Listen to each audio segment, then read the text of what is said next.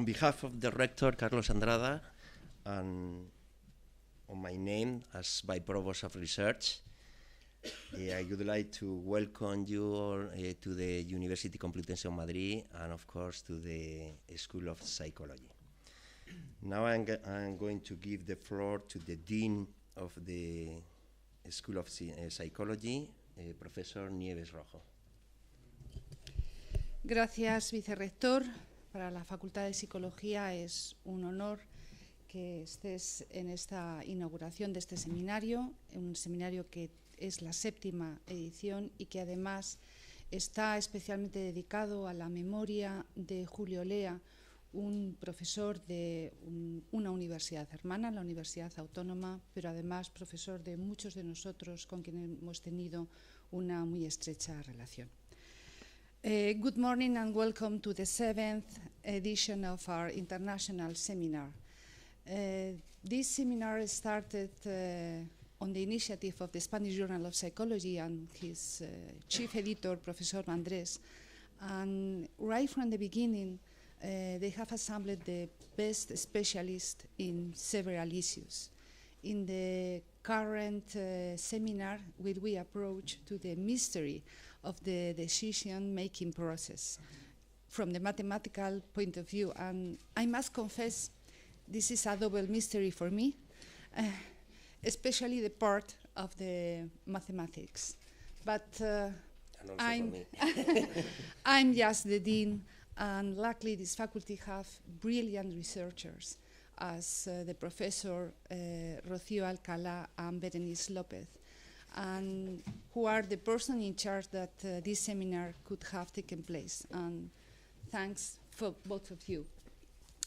Professors Regenweder, David Stover, Diderich, Basmeyer, Wang, and Professor Pozos, welcome to the Faculty of Psychology of the Universidad Complutense de Madrid. We want to let you know how much we appreciate your generosity of spending your time and your expertise with us. Thank you very much. And for all of you, I hope you learn a lot and enjoy as well. One thing is very clear to me, even without maths, you have a very good decision coming to this seminar. So thank you very much. I enjoyed the journey. Thank you.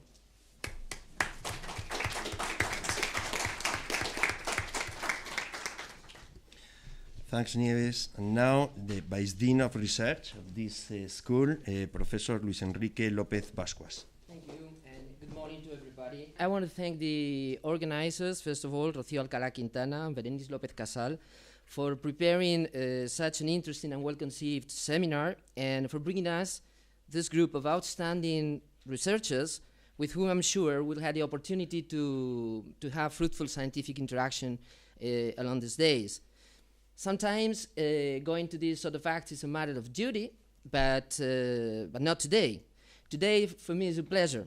And it's a pleasure not only because I really like the topics to be covered in the seminar, but also because the general approach to them is quite appealing in many different ways, and I'll try to explain myself what I mean. Maybe right from the start, it would be good to confess that I believe in psychology, you know. To be accurate, I believe in the old-fashioned psychology. I don't mean that the contents of the seminar will be old-fashioned, for sure. What I mean is that I still believe, as William James did at the end of the 19th century, that psychology is a science of mental life, both in its phenomena and of their conditions. And I believe both things, that it is a science and that it is about mental life. The problem is that this implied division between the mental and the physical, you know, it's been also the dividing line for many years, for many centuries, I would say, between those fields that could produce scientific knowledge and those fields who cannot. So there's kind of a problem with that. Even Kant, the famous one, Immanuel Kant, the famous one, sentence, psychology could never attain the rank of a true science. That was he said. Fortunately, that claim was made in 1780 something, and I surmise that Kant probably would be very surprised if he were here today attending the seminar. Well, the matter of the fact is that the progress of psychology since Wundt created the first experimental psychology lab, just 1 century after Kant's green prediction, it's been astonishing. And it's based on 3 main pillars. First, a rigorous conceptualization of what psychology is about. That means to state clearly what's the proper level of explanation for psychology. Second, the development of very ingenious experimental procedures, you know, that you can find in very different realms of psychological inquiry. And third, last but not least in this case, the use of quite sophisticated mathematical models. So, a seminar on the mathematical models of decision-making processes is more than welcome in this context. Actually, in this regard, Stanley Smith Stevens, a professor at Harvard during the 20th century, got it right. And the very first sentence of his monumental Handbook of Experimental Psychology, a sentence that probably most of you have read with pleasure many times, is, "The stature of a science is commonly measured by the degree to which it makes use of the mathematics." That's what he said. And at the end of that first paragraph, you can read a sentence that has gone, unnoticed, and a sentence which is, I think it's very important, that sentence, and that maybe deserves to be carved on stone here in these buildings to remind students and also teachers that what's the purpose for us to be here? What's the main purpose of science? And he said something which is, so laconic, so powerful. He said, when description gives way to measurement, calculation replaces debate. So, of course, this statement must be qualified. I'm sure that it might be qualified, but there will be plenty of time for this throughout the seminar. This is the opening session, so this is the time to be pompous and radical. So let me do it.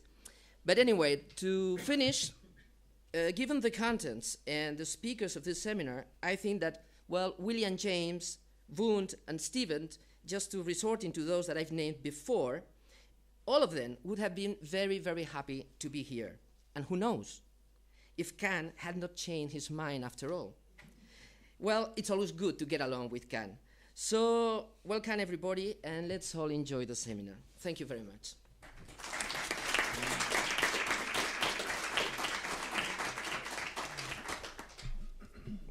Thank you, Luis Enrique. Let me say some words, because I am not an expert on mathematics or in psychology. I am a neuroscientist working in brain connectivity, but no more. But let me say some words about this meeting before giving the floor to Rocío Alcalá. Okay, first, for me, it's a real pleasure to be here, inaugurating this meeting. Mathematical models of decision-making processes, and organized by professors Alcalá-Quintana and López. Thank you very much, Rocío and Berenice, for this wonderful meeting, and thank you for the 7 speakers and all of you. I think that we all have to make decisions every day, and not always the process is easy, and not always the decisions we make are right. But I am sure that the decision that I have made today is right. Coming to this meeting I would like to stay the 2 days, but I cannot stay, because I am sure that I will learn a lot of things about making decisions. The study of decision-making processes is not recent. I think that is more than 300 years. And it has been growing with contribution from a number of different disciplines for the last years. Such contributions have ranged from providing mathematical foundation for economics to routine application in many areas such as psychology, of course, medicine, military, and even cybernetics. As a result, decision theories have represented several prevalent concepts and models which exert significant influence over almost all the biological, cognitive, and social sciences. You are going to spend 2 wonderful days, and our speaker will talk about 3 main topics that for me is not very easy to understand, but anyway. Axiomatics, models, and the effect of cognitive aging on the decision-making processes. This point I am very interested on it, because cognitive decline with the aging is quite important, and the brain connectivity between comparing young people and old people. No?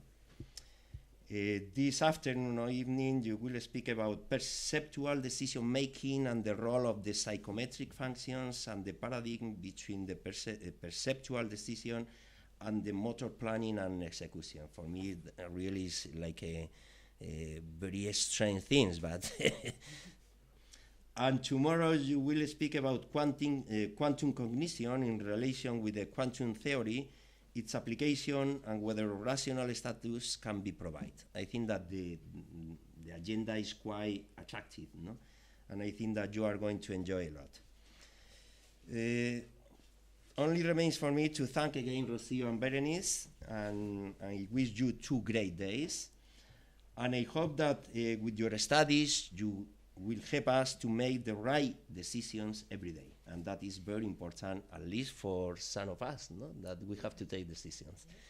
Thank you very much for coming. And now, Rocío Alcalá, please.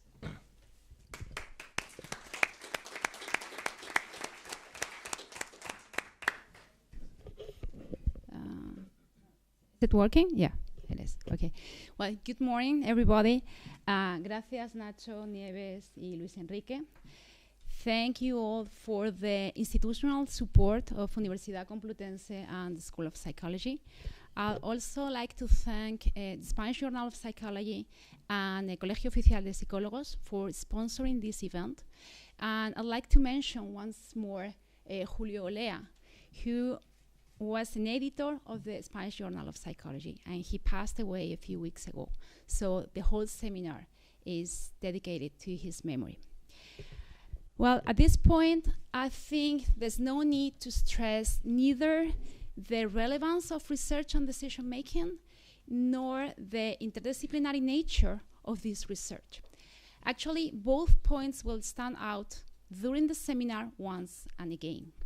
As Nieves said, and as Nacho said, I think we all made a decision this morning to be here. I think that was the right decision. Almost, they are not going to talk about whether decisions are right or wrong. That's completely different field. But it's being able to decide, just, good enough. So what I was saying, I'm not going to stress those points that will stand out during the seminar. But I'd like to sort of wrap up and sort of summarize what the seminar is going to be. So we are lucky enough to bring together 7 experts with very different backgrounds, with sometimes very different, they're going to use very different frameworks and tools to approach the problems. Sometimes they're going to focus on slightly different problems, or I may say different sides of the problem, but they share something very important. They all share a formal approach to the discipline and the willingness to produce generative models that go beyond simply fitting the data, beyond simply accounting for observed data. And I think that mere data fitting is an illness in nowadays psychology. So that's why I'm so excited about what we are going to listen to during these 2 days. So as I said, the event is organized in 4 main blocks, 4 main sessions. In the first session that will take place this morning, you will get a flavor of the most classical approach. And I agree with Luis Enrique. And by classical, I don't mean outdated. I don't mean old. You are going to listen to 2 talks that will present you with the challenges and the state of the art of a long and fruitful tradition in decision-making research. This afternoon, we'll have a second session that will focus on perceptual decision-making. And there you will see that in a very, like a low-level process, like perception, decisions are involved.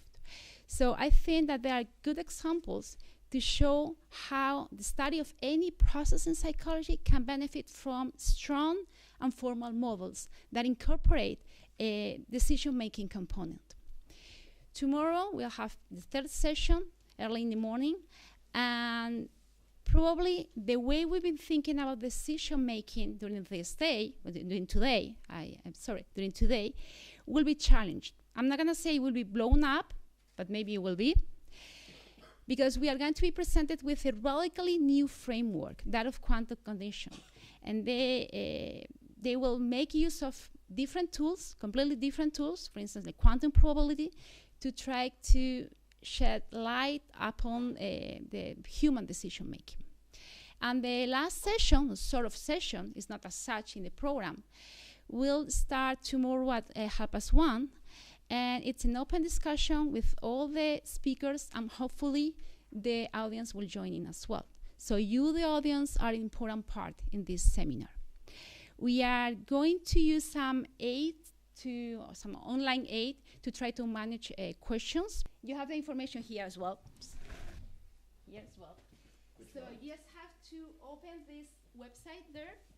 So you don't have to download anything, just have to go to that website, enter the code, and you will be able to submit your questions during the whole seminar. It will not close. So feel free to submit your questions. It can be a question for a particular speaker related to his talk or her talk, or it can be something more general to be addressed during the discussion at the end of the seminar. So just all questions posted there are going to be open, are going to be public, so everyone can see the questions, and you can vote for them as well. So we'll try, Berenice and myself will try to make sure that the speakers go over at least the most popular questions. We'll try to get them, to have them answering all of them. So after each talk, there will be a few minutes for questions as usual, but then there will be more questions in the final discussion. But I don't want, I mean, this is all about decision making, and I don't want to take an opportunity to make a decision away from you. So in case that you don't have an electronic device, you don't want to use it, you don't want this kind of, new push thing, you have a choice. So don't worry. You can raise your hand during the time for questions, and you don't need me to explain how that works. You all know how that works. So that's another possibility. So feel free to pick the one that suits you the best. And I think we are all set, and we are ready to actually start. So audience and speakers, let's have fun. Thank you.